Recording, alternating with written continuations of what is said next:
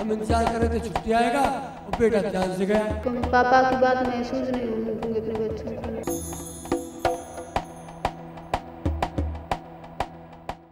Break के बाद एक बार फिर से स्वागत है आपका हमारी इस खास पेशकश में। वीर वो नहीं होता जो देश पर अपने देश के हित की रक्षा करता है, वीर वो भी होता है जो परिवार की रक्षा करता है। और परिवार की रक्षा करती हैं कुछ वीरांगनाएं, उन सैनिकों के परिवार की वीरांगनाएं जो उनके पीछे अपने पूरे परिवार को अपनी हिम्मत से जोड़ती हैं, जो इतनी हिम्मत रखती हैं कि अपने जिगर के टुकड़े को या अपने माथे के सिंदूर को देश के लिए न्योछावर कर देती हैं। ऐसी ही एक वीरांगना है हेमराज की पत्नी।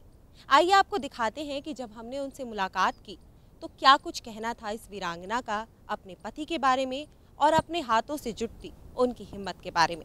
कहते हैं भारत की सीमाओं की रक्षा वीर करते हैं, लेकिन उन वीरांगनाओं का क्या जो उन वीरों के पीछे हैं। जी हाँ, वो माएँ, वो बेटियाँ, वो जो अपने भाइयों को, अपने बच्चों को या अपने पतियों को सरहद पर देश की सुरक्षा करने का जिम्मा सौंप देती हैं। उनका क्या जो अपने पतियों को, अपने भाइयों को, अपने बच्चों को देश की सीमाओं पर सर्वस्व लुटाने के लिए इजाज़त दे देती हैं। क्या उन वीरांगनाओं के बारे में हम बात ना करें? क्या उन वीरांगनाओं को भूल जाएं? तो चलिए, ऐसी ही एक वीरांगना मेरे साथ है जिन्होंने शायद आज अपना पति ज़रूर खो दिया है, लेकिन उसके लिए जो इज़्ज़त है, जो वो आँखों में सबकी ढूंढ रही हैं, वो क्या उन्हें दिखाई दे रही है? क्या उनके पास उनके सभी सवालों के जवाब हैं? क्या अपने पति को देश के लिए शहीद होता देख क्या आज भी उनकी आंखों में उनके लिए नमी है, या फिर कुछ सवाल हैं जो अनसुने हैं, अनसुलझे हैं या अनकहे हैं? आइए उनसे बात करते हैं। मेरे साथ हैं इस वक्त शहीद हेमराज की पत्नी, उनसे बात करते हैं। मैं ये नहीं पूछूंगी आपसे कि आप कैसे हैं, सब जानते हैं कि आपके साथ एक दुर्घटना हुई है, एक त्रासदी हुई है, लेकिन मैं सिर्फ इतना जानना चाहती हूँ कि दया, सिंपैथी, पैसा उन्हें वापस नहीं ला सकता, लेकिन आपके मन में इस वक्त क्या चल रहा है? बहुत सारे सवाल होंगे आपके मन में जो आप सरकार से, देश से और उन लोगों से पूछना चाहेंगी जिन्होंने उन सवालों को आपके सामने खड़ा कर दिया है। क्या पूछना चाहती हैं आप सरकार से या उन लोगों से जिन्होंने ये सब किया, और क्या कुछ चल रहा है अभी इस वक्त आपके मन में?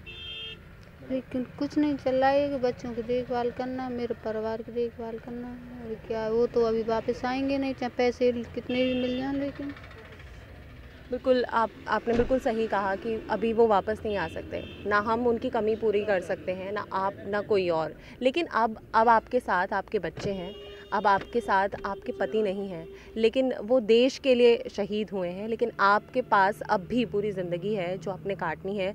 और एक बात मैं आपको ये भी बता दूं कि बहुत ज़्यादा हिम्मत चाहिए होती है अपनी पूरी फैमिली का, अपने पूरे परिवार का ध्यान रखने के लिए, और वो जिम्मेदारी इस वक्त इनके कंधों पर है।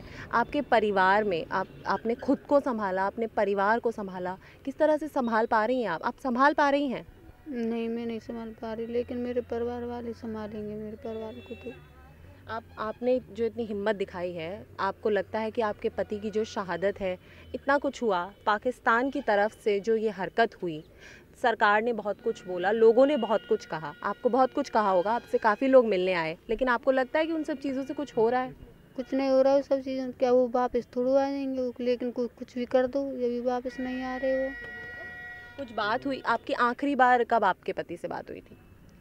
लेकिन बात तो मेरी उनसे 7 तारीख को हुई थी, सोमवार को, लेकिन फिर मंगलवार को बात नहीं हुई। 7 तारीख को बात हुई। बच्चों की कह रहे सर्दी ज़्यादा पड़ रही, बच्चों को सही तरह रखना, मैं 7 तारीख को रिजर्वेशन करा लिया मैंने। ऐसी बात नहीं थी। आपके बच्चे आपने कहा कि आपके 3 बच्चे हैं, बिल्कुल मेरे पीछे बैठे हुए हैं यहाँ पर, लेकिन क्या बात करते हैं वो? किसी तरीके की बात करते हैं? पापा के बारे में पूछते हैं? पूछते हैं, बोलते हैं। लड़का कहता है मम्मी 7 तारीख कब की, मेरे पापा कब आएंगे? लेकिन लड़की को पता, लड़की तो बच्चे इनको नहीं पता। बोलते हैं पापा टॉफी लाएंगे, मम्मी बिस्कुट लाएंगे, बैग भर के सामान लाएंगे। जो समझ है बच्चों में वो बेशक नहीं है। उनकी माताजी से भी हम मिले, लेकिन आपसे एक बात और जानना चाहेंगे कि अब, क्योंकि अब वो आपकी ज़िंदगी में नहीं है, अब आप उनकी जगह हैं, आप करता धरता हैं, आपको अपने बच्चों का भरण पोषण करना है, आप में इतनी हिम्मत है, आप किस तरीके से ये सब कर पाएंगी? और करना तो पड़ेगा, बच्चों की देखभाल भी करनी पड़ेगी। मेरे साथ इस वक्त हेमराज जी के ही परिवार से अनीता जी भी बैठी हैं, जो उनकी देवरानी है। उनसे भी बात करते हैं। सरकार की बात करें तो सरकार ने कई चीज़ों के जवाब नहीं दिए हैं और अब तक कई चीज़ों के जवाब भी नहीं मिले हैं। तो आप में इस वक्त कितना, अगर गुस्सा है तो गुस्सा है, सवाल है तो सवाल है, कहीं कुछ चल रहा है मन में? यही हमारे तो मन में यही चल रहा है कि बच्चों की परवरिश अच्छी तरह हो, उनका बदला लिया जाए। जैसे उनकी हत्या की गई ऐसे ही और उन लोगों की हत्या की जाए, उनसे बदला लिया जाए। जी, तो ये तो अनीता जी का कहना है कि वो चाहती हैं कि उन लोगों को सज़ा मिले। आप भी यही चाहेंगी कि उन लोगों को सज़ा मिले, या चाहेंगे कि आगे से ऐसी घटनाएं जो हैं वो ना हो? हमारे देश के जो शहीद हैं, जो हमारे देश के जो सैनिक हैं, और अगर उनकी इस तरीके से कोई दुर्गति करता है, आपको लगता है कि सरकार को कोई इस बारे में स्टेप्स लेने चाहिए, कुछ करना चाहिए इन सब चीज़ों को रोकने के लिए? देखो, कुछ करना चाहिए, रोकना चाहिए इनको। आप चाहते हैं उन लोगों को सज़ा मिले जिन लोगों ने ये सब कुछ किया? चाहते हैं उनको सज़ा मिले उन लोगों को। अच्छा, एक पर्सनल मैं आपसे सवाल पूछना चाहती हूँ। आप कितने पढ़े लिखे हैं?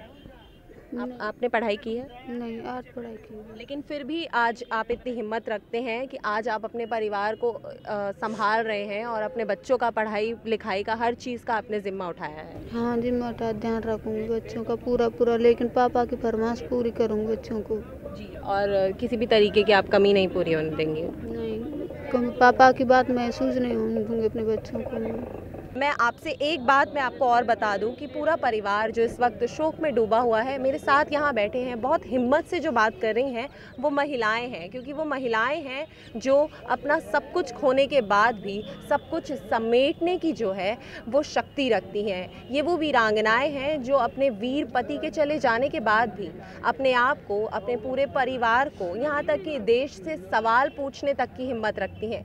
लेकिन क्या देश उन सवालों के जवाब इन्हें दे पाएगा? क्या वो उनके शहीद पतियों को इंसाफ और इज्जत दिला पाएगा? ये आपसे दया नहीं चाहते, ये आपकी आंखों में दया और नमी नहीं देखना चाहते, ये आपकी आंखों में अपने पतियों के लिए और अपने लिए इज्जत देखना चाहते हैं। ये किसी नेता से कोई चेक नहीं चाहते, ये चाहते हैं कि नेता आकर उनकी और उनके पति की शहादत की इज्जत करे। हर कोई, हर आम आदमी जो हमारे देश का सदस्य है, जिनके लिए सैनिक बॉर्डर पर खड़े रहते हैं, जिनके लिए सैनिक सरहदों पर खड़े रहते हैं, अगर उनके परिवार के साथ कोई दुर्घटना होती है या उनका परिवार अगर इतने शोक में है, तो ये चाहते हैं कि उन्हें उतना ही सम्मान दिया जाए। बहुत बहुत शुक्रिया हमसे बात करने के लिए, और हम उम्मीद करते हैं कि आपके साथ जो हुआ वो किसी और के साथ तो ना हो, लेकिन जितनी आप में हिम्मत है उतनी ही हिम्मत भगवान उन सभी को दे जिनके भी पति या जिनके भाई या जिनके बेटे सरहद पर हम सबकी रक्षा करने के लिए तैनात हैं। जितना दुख, जितना असमंजस आज हेमराज की पत्नी के मन में और आंखों में नज़र आ रहा है, उससे कई ज़्यादा दुख और उतना ही असमंजस उनके परिवार वालों में भी है। जी हाँ, आज हेमराज के बच्चों में शायद इतनी समझ नहीं कि उनके पिता अब कभी वापस नहीं आएंगे। उनके पिता अब उन्हें कभी छोटे मोटे झूठे लुभावने वादे नहीं करेंगे। शायद उनके पिता अब उनके लिए कुछ न ला पाएं, लेकिन उनके परिवार का जो असमंजस था उनके भाई की आंखों में भी साफ झलक रहा था, उनके बच्चों के मासूम चेहरों पर भी साफ झलक रहा था, जो शायद मुझे मेरे सवालों के जवाब नहीं दे पा रहे थे, लेकिन उनकी आंखें बहुत कुछ कह रही थी। वो तो चले जाते हैं, आंखें नम कर जाते हैं, पर अपने पीछे छोड़ जाते हैं एक भरा पूरा परिवार जो हर बार छुट्टियों में उनके आने की आस लगाए रहता है। इस वक्त मेरे पास मौजूद है। बेटा, पहले आप अपना नाम बताओ, क्या नाम है आपका? निर्मल। क्या नाम है? निर्मल। निर्मल। निर्मल, आप कौन सी क्लास में पढ़ते हैं? फर्स्ट में पढ़ते हैं। अच्छा, आप तो बहुत ही बड़े बच्चे हैं। निर्मल, आपको क्या कहते हैं, पापा जो थे छुट्टी पे क्या क्या लेकर आते थे आपके लिए? नमकीन बिस्कुट। नमकीन बिस्किट लेके आते थे। अच्छा, और पापा आपको बहुत प्यार भी करते थे?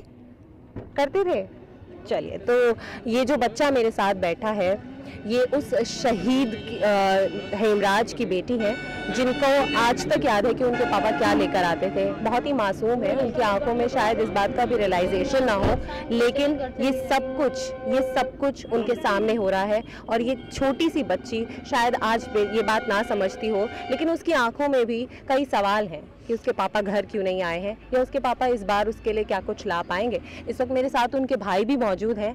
आपका नाम क्या है? मेरा नाम सत्यवीर है, मैं उसका चाचा का लड़का हूँ।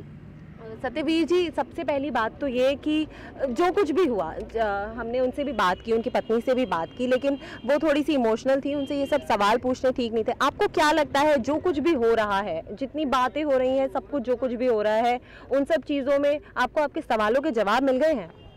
अभी हमें कोई जवाब नहीं मिला है। जो भी बात हुई है अभी ऐसा कोई नहीं मिला है, हमको कोई जवाब नहीं मिला है। ये जितनी भी बातें हो रही हैं, उन सवालों के जवाब मांगे जा रहे हैं, गलती की है जिन्होंने, गुस्सा है आप में कि उन लोगों को सज़ा मिलनी चाहिए? हमको गुस्सा है कि हमारे भाई का बदला मिले, और जैसे हमारे भाई का खून हुआ है ऐसे किसी और शहीद का ऐसे खून नहीं हो, और हमें अपने भाई का अपना सिर भी वापस चाहिए, और अपना कोई बदला भी उस पाकिस्तान से चाहिए, अपनी सरकार से। ये जो हमारे जो सैनिक वहाँ खड़े रहते हैं, हमारी पूरी देश की रक्षा करते हैं, जब उनके परिवारों को इंसाफ ना मिले तो इससे ज़्यादा शर्म की बात, शायद हम लोग गणतंत्र दिवस की तैयारियों में लग गए हैं, लेकिन इससे ज़्यादा शर्म की बात नहीं हो सकती कि हम अपने सैनिकों के परिवारों का ख्याल नहीं रख सकते हैं, जो हमारा ख्याल रखने के लिए, हमारी चैन की नींद के लिए सरहदों पर अपनी दिन रात और नींद खराब करके रहते हैं। आपको लगता है कि इतना कुछ जो हमारे देश के लिए करते हैं, अगर उनको इंसाफ नहीं मिल रहा है तो कहीं ना कहीं कोई कमी है सरकार की, प्रशासन की? कहीं ना कहीं कमी है, तभी हमारे देश का ये नहीं हो रहा है। पाकिस्तान का जब मन करे तभी हमारे देशवासियों को मार देते हैं, और कोई मतलब न्याय नहीं मिल रहा। ये जो घटना हुई है, ऐसी घटना हुई कभी आज तक हुई नहीं, जितनी जो सिर काट के ले गए थे, और ये घटना और हमारे देशवासी के साथ ना हो, और इसका बदला अवश्य लें हमारी सरकार। चलिए, बहुत बहुत शुक्रिया हमसे बात करने के लिए। ये तो थे उनके परिवार के सदस्य, लेकिन हम उम्मीद करते हैं कि जो शहीदों को और जो सैनिकों को इज्जत मिलनी चाहिए, वो हमारा देश, हम सब आम इंसान और सरकार और प्रशासन, वो सब उन्हें मुहैया करवाएं। यही वो गलियां हैं, यही वो रास्ता है जहाँ से हेमराज अपनी छुट्टियों के समय खुशी खुशी अंदर आया करते थे। यही वो रास्ता है जहाँ से वो सीधा अंदर जाते थे अपने पत्नी और बच्चों से मिलने के लिए, और सीधे सीधे जब उनके कदम यहाँ पड़ते होंगे तो वो काफ़ी खुशी खुशी अपने बैग में जो कुछ भी अपने बच्चों के लिए लाते होंगे सीधा अंदर लेकर जाते होंगे।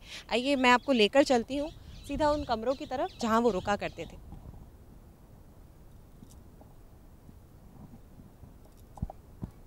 इस वक्त घर का माहौल क्योंकि ज़्यादा खुशी वाला नहीं है, इस वक्त यहाँ पर सिर्फ गम है, शोक छाया हुआ है। तो चूल्हा ठंडा पड़ा है, औरतें एक जगह पर बैठी एक दूसरे का दुख बांट रही हैं, और फ़िलहाल यहाँ बच्चों की भी कोई चहल पहल नहीं है। घर में कम से कम 25 लोग एक साथ रहते हैं, बहुत बड़ा परिवार है, सारे चाचा ताऊ सबका परिवार यहीं पर है। कमाल की बात देखिए, इतना बड़ा देश है हमारा, लेकिन जो हमारे देश की रक्षा करते हैं उनका जो जीवन है वो काफ़ी सादा है। देख सकते हैं छोटा कमरा है, कुछ बहुत ज़्यादा यहाँ पर लग्जरी आइटम्स आपको नहीं मिलेंगे जैसा हमारे शहरों में होते हैं, जैसा पढ़े लिखे घरों में होते हैं, जो लोग ज़्यादा कमाई के लिए देश विदेश चले जाते हैं। लेकिन जो लोग देश की रक्षा करते हैं, सीधा सादा जीवन व्यतीत करते हैं, वही शायद फ़ौज में आने के काबिल बन जाते हैं, क्योंकि सादगी ही उनकी समझ बनती है, सादगी ही उनको इस बात की समझ देती है कि वो क्या कर रहे हैं। देशभक्ति शायद सादगी से ही आती है।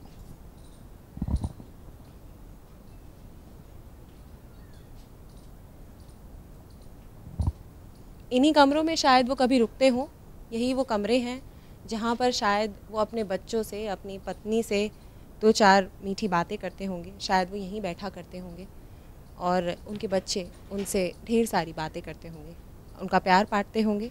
कुछ पल जो छुट्टी के वो यहाँ पर अपने साथ, अपने अपनों के साथ बिताने आते होंगे, वो उन्होंने यहीं काटे हैं।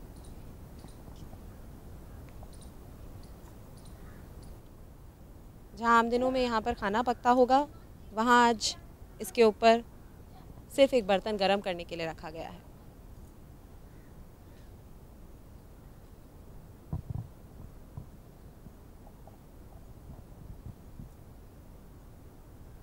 जहाँ आमतौर पर एक इतने बड़े परिवार में काफ़ी काम होता है, पूरा दिन सब लोग जुटे रहते हैं, वहाँ आज लोग शांत हैं, लोग एक साथ बैठकर अपना दुख बांट रहे हैं।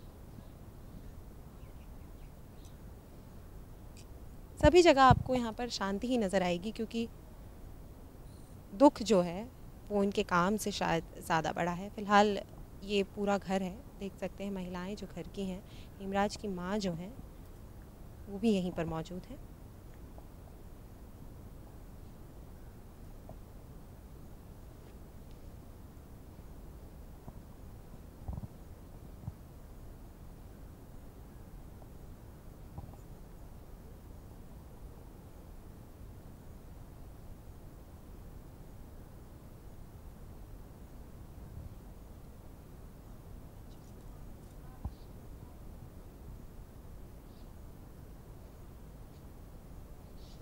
तो ये है हेमराज का घर, जहाँ पर उन्होंने अपनी ज़िंदगी के कुछ बहुत ही सुनहरे पल बिताए हैं या बिताए थे। उनके जाने के बाद आज यहाँ पर शोक है, गम है, सबकी आंखों में नमी है। लेकिन उनका जो दुख है वो शायद हम सबका भी दुख है, क्योंकि जो उनके साथ हुआ और उसके बाद जो इंसाफ उनके साथ नहीं हुआ, उन दोनों पर ही आज काफ़ी सवाल खड़े हो गए हैं। तो ये तो था सफ़र हेमराज के परिवार का, हेमराज के गांव का, उनसे एक भावपूर्ण मुलाकात। लेकिन चलिए, आइए आज आप और हम मिलकर ये प्रण करें कि किसी सैनिक की शहादत अब बर्बाद नहीं जाएगी, उसको तमगों से ज़्यादा इज्जत दी जाएगी। उसकी इज्जत में आप और हम मिलकर जुट जाएं। आइए आज गणतंत्र दिवस के उपलक्ष्य पर हम और आप सिर्फ एक प्रण लें कि अपने सैनिकों को, अपनी सीमा के प्रहरियों को इज्जत देंगे। फिलहाल के लिए हमारी खास पेशकश में सिर्फ इतना ही। मुझे और मेरी टीम को दीजिए इजाज़त। जय हिंद।